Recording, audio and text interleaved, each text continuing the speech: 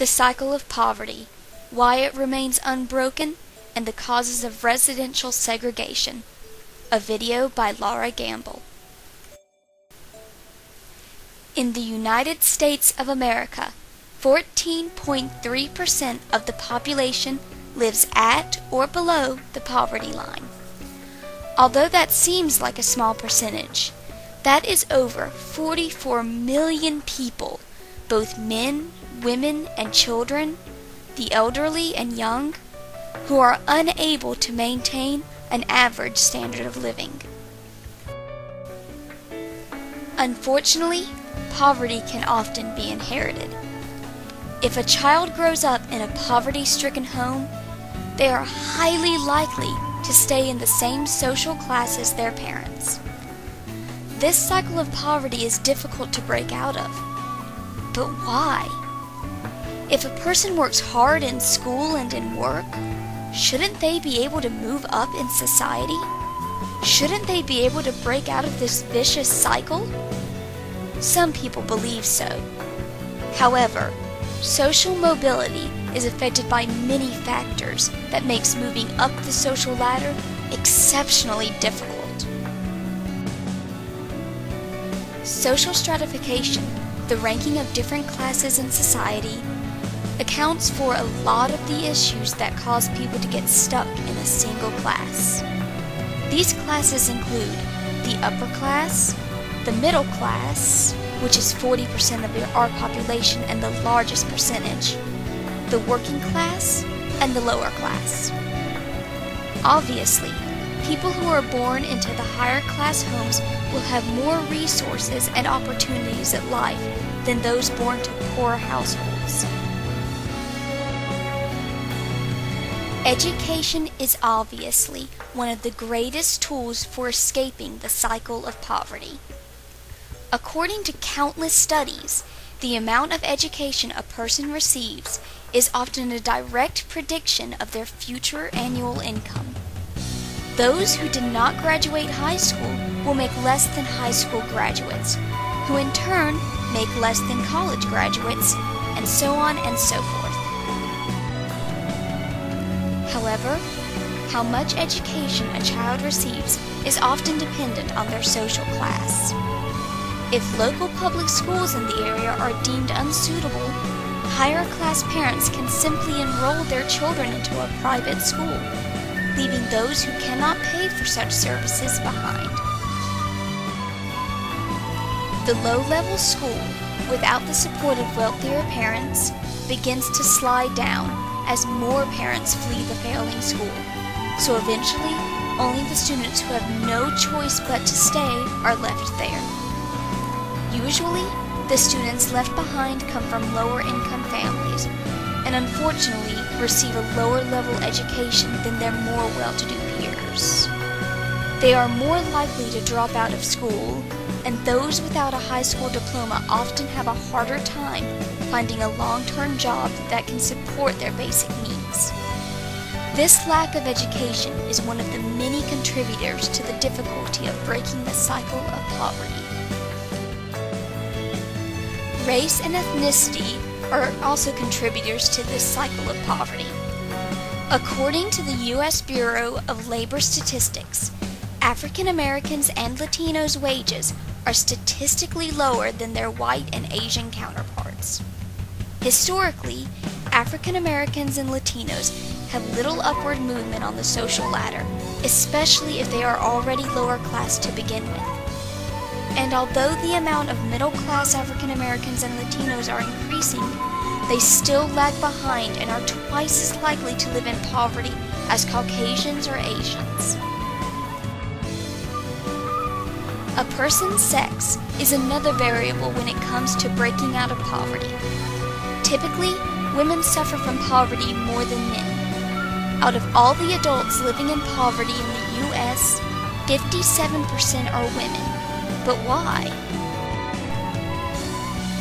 Income is one factor to this. Similar to the pay gap between minorities and majority races and ethnicities discussed earlier, women make less money than men, no matter the occupation. whether they are waitresses or chief executives of a business. This pay gap also causes problems for female-headed households, which are 5 times as likely to be living in poverty. If the woman is African American or Latina, this puts them in even more jeopardy of falling into or being unable to get out of poverty. However, inside of all of this is possibly the center of the problem: residential segregation. We've all seen them. The neighborhoods that are dominantly white, black, Latino, Muslim, or Jewish, just to name a very few. It is partially a result of human nature. Humans like and trust those similar to themselves more easily than those who are different. For example, when a Muslim family moves into a new city, they will probably look at the Muslim population of the area.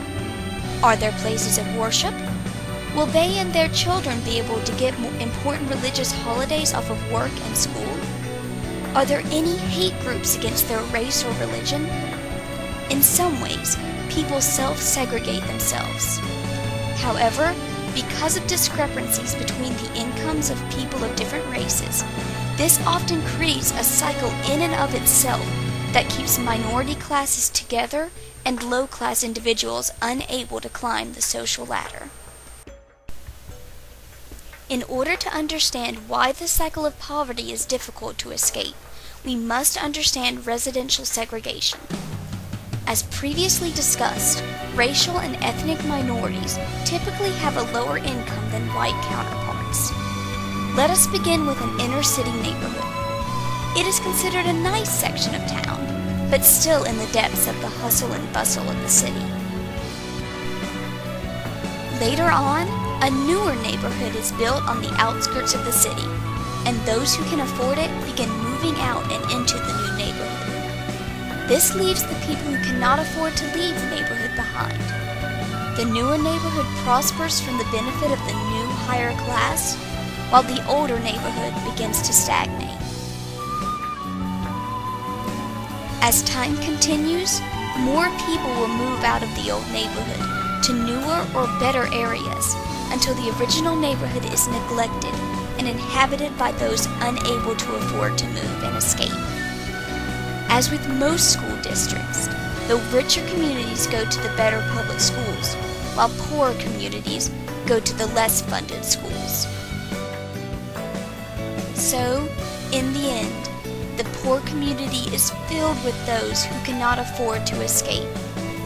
Because they go to lower funded schools, there are fewer opportunities for their inhabitants to get educations, and students are more likely to drop out to get jobs or help take care of siblings or children due to teen pregnancies. With a lack of important opportunities, those who grow up in poor neighborhoods are likely to stay there. With so many forces working against them, how can impoverished people move up the social ladder? While some are able to escape the cycle of poverty with hard work, many more are not given the opportunities they need to have a means to escape, such as an education that will provide them with better paying jobs. Some people have proposed busing these students to schools in higher class communities, but they are unable to bus every child in these impoverished neighborhoods. The only way we can break this cycle of poverty is to give equal opportunity to all people, no matter their socioeconomic status. That means the same quality of schools, healthcare, job opportunities, and child care supports for the rich as the poor. Only then can we have a chance of finally breaking the resilient cycle of poverty.